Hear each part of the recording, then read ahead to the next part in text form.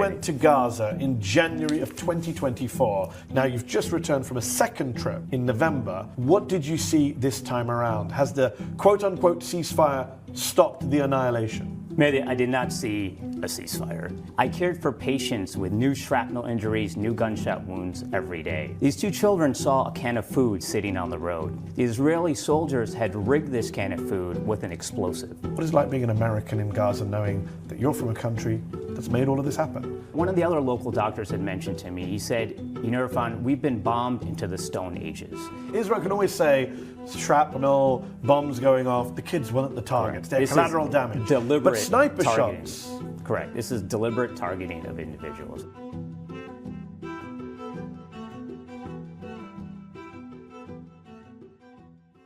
Despite Donald Trump's so-called ceasefire, the genocide in Gaza continues to unfold as Palestinian families pull dozens and dozens of bodies from the rubble. The Israeli military has attacked Gaza almost daily during this so-called ceasefire, killing nearly 400 Palestinians since the October deal was done, demolishing over 1,500 buildings too, including inside safe zones. Aid groups say that Israel is allowing only a fraction of what is supposed to go into Gaza, with Oxfam calling it a systematic obstruction that's turned winter storms into a deadly crisis. Heavy rain is flooding camps, destroying people's belongings, collapsing buildings, and has left more than 1 million people in need of shelter assistance, according to the UN. Dr. Irfan Galaria is an American doctor, a plastic surgeon who just returned last month from his second trip volunteering in Gaza's hospitals since October the 7th, 2023. And he joins me now. Thank you so much for coming on the show, Irfan. Thank you, You Mehdi. went to Gaza in January of 2024. You penned a very powerful op-ed in the LA Times about your trip. You wrote at the time that what you saw was not war, it was annihilation. Now you've just returned from a second trip in November. What did you see this time around? Has the quote-unquote ceasefire stopped the annihilation? Mehdi, I did not see a ceasefire.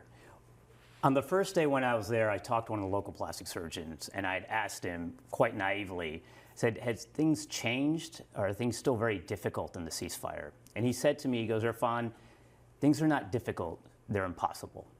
Although the frequency of attacks have decreased, the attacks have continued regularly. I heard bombs, I heard gunfire.